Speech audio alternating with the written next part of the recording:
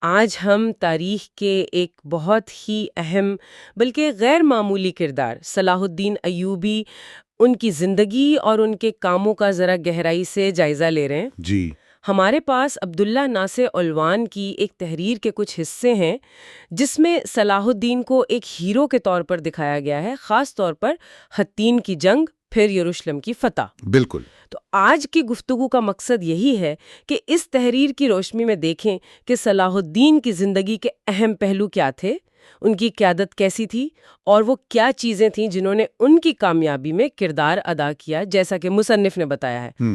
تو آئیے شروع کرتے ہیں۔ جی، یہ تحریر خاص طور پر اس بات پر فوکس کرتی ہے کہ صلاح الدین جو کرد پس منظر سے تھے، انہوں نے کیسے مسلم امہ کو ایک طرح سے متحد کیا اور یروشلم فتح کیا۔ اچھا۔ الوان صاحب کے مطابق ان کی کامیابی کا بڑا سبب ان کا اپنا کردار تھا، اسلامی تعلیمات پر عمل اور اللہ پر توکل۔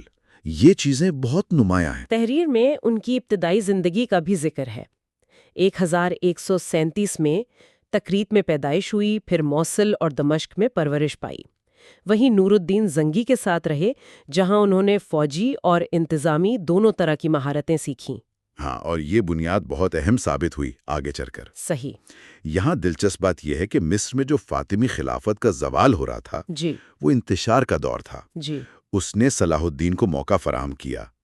ان کے چچا تھے شیرکووا، ان کی وفات ہوئی تو یہ صرف 32 سال کی عمر میں 1169 میں مصر کے وزیر بن گئے۔ اتنی کم عمر میں؟ جی ہاں، اور پھر انہوں نے اندرونی سازشوں کو ختم کیا، باہر سے حملے بھی روکے، اور پھر 1171 میں فاطمی خلافت ہی ختم کر دی اور عباسی خلیفہ کا خطبہ جاری کروا دیا۔ یہ بہت بڑا قدم تھا۔ واقعی۔ اور پھر نور الدین کی وفات ہوئی تو انہوں نے شام میں اپنا اثر بڑھایا، دمشق گئے، دوسرے شہروں کو متحد کیا۔ تو یہ ایک طرح سے شمالی عراق سے یمن اور مصر تک ایک وسیع سلطنت قائم ہو گئی۔ جی، مصنف کے مطابق یہ سیاسی اتحاد بہت ضروری تھا صلیبیوں کے خلاف کامیابی کے لیے، ہے نا؟ بالکل، اس کے بغیر وہ طاقت نہیں بن سکتی تھی۔ اور دیکھیں یہ تحریر صلاح الدین کی ذاتی خوبیوں پر کتنا زور دیتی ہے، ان کی دینداری، انصاف، رحم دلی، بہادری، ثابت قدمی، یہاں تک کہ جنگوں کی تیاری میں بھی مصنف کہتے ہیں کہ روحانی اور اخلاقی تیاری اتنی ہی اہم تھی جتنی فوجی اور مالی تیاری۔ مطلب اللہ سے دعا، گناہوں سے بچنا۔ یہ ایک دلچسپ نکتہ ہے۔ اچھا، پھر آتی ہے حطین کی جنگ 1187 میں، فیصلہ کن جنگ۔ تحریر کے مطابق اس کا فوری سبب وہ کرک کا حاکم تھا ریجینلڈ، اس نے مسلم قافلے پر حملہ کیا تھا۔ جی، ارناتھ بھی کہتے ہیں اسے۔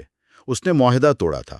صلاح الدین نے بہت سخت رد عمل دیا، ایک بڑی فوج جمع کی اور حطین میں صلیبیوں کو آپ کہہ لیں شکست فاش دی۔ بہت بڑی فوجی کامیابی تھی۔ یقیناً۔ اور اس کے بعد صلاح الدین سیدھا یروشلم پہنچے۔ اب دیکھیں، یہ شہر تقریباً 88 سال سے صلیبیوں کے قبضے میں تھا۔ جی ہاں، الوان لکھتے ہیں کہ صلاح الدین نے کوشش کی کہ جنگ نہ ہو، مقدس شہر ہے، خون ریزی نہ ہو، معاہدے سے حاصل کرنے کی کوشش کی۔ اچھا۔ آخر کار شہر نے ہتھیار ڈال دیے اکتوبر 1187 میں۔ اور یہاں مصنف خاص طور پر ذکر کرتے ہیں صلاح الدین کے سلوک کا، قیدیوں کے ساتھ رحم دلی، غریبوں، عورتوں کے لیے فدیے میں بہت نرمی، ہزاروں کو تو بغیر فدیے کے ہی چھوڑ دیا۔ یہ اس سے بالکل مختلف تھا جو پہلے صلیبی قبضے کے وقت ہوا تھا۔ بالکل، 1099 میں تو بڑا قتل عام ہوا تھا۔ جی، یہ ایک واضح فرق تھا۔ تو یروشلم کی فتح کے بعد یورپ میں تو ہلچل مچ گئی، تیسری صلیبی جنگ شروع ہو گئی۔ جی، اس میں بڑے بڑے بادشاہ آئے۔ انگلستان سے رچرڈ شیردل بھی تھا۔ ہاں، اکا کا محاصرہ بہت لمبا چلا، سنا ہے مسلمانوں کو نقصان بھی اٹھانا پڑا۔ جی، اکا کا محاصرہ 1189 سے 91 طویل بھی تھا اور افسوسناک بھی۔ شہر آخر کار صلیبیوں کے ہاتھ چلا گیا اور رچرڈ نے وہاں ہزاروں مسلمان قیدیوں کو قتل بھی کر دیا۔ اوہ۔ لیکن صلیبی یروشلم واپس نہیں لے سکے، ان میں آپس میں بھی اختلافات تھے اور صلاح الدین نے مزاحمت جاری رکھی۔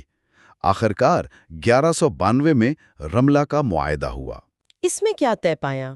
اس میں یہ تھا کہ ساحلی پٹی تو صلیبیوں کے پاس رہے گی، لیکن جو غیر مسلح مسیحی زائرین ہیں وہ یروشلم آ سکیں گے۔ اچھا۔ اور اس معاہدے کے فوراً بعد ہی اگلے سال 1193 میں صلاح الدین دمشق میں بخار سے انتقال کر گئے۔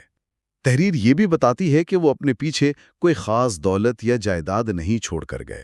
تو خلاصہ یہ ہے کہ عبداللہ ناصر الوان کی اس تحریر سے صلاح الدین کی جو تصویر بنتی ہے وہ صرف ایک جنگجو یا فاتح کی نہیں ہے، نہیں، بلکہ ایک ایسی شخصیت جو لوگوں کو جوڑنے والی تھی، انصاف کرنے والا حکمران تھا اور گہرے مذہبی عقیدے کا مالک تھا۔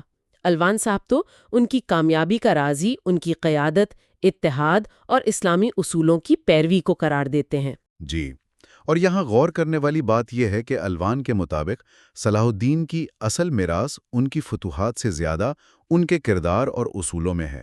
یہ صرف جنگیں جیت لی کی کہانی نہیں۔ صحیح۔ یہ تحریر ایک طرح سے ہمیں سوچنے پر مجبور کرتی ہے کہ تاریخ کی جو عظیم شخصیات ہوتی ہیں، ان کی کامیابیوں میں ان کے ذاتی عقائد، ان کی اخلاقیات کا کتنا دخل ہوتا ہے۔ اور یہ بھی کہ الوان کی یہ جو تصویر ہے، کیا یہ ہمیں ماضی کو سمجھنے میں مدد دیتی ہے، یا یہ خود بھی تاریخ کی ایک خاص تشریح ہے جو ایک مخصوص نظریے کو سامنے لاتی ہیں؟ یہ سوال بھی اہم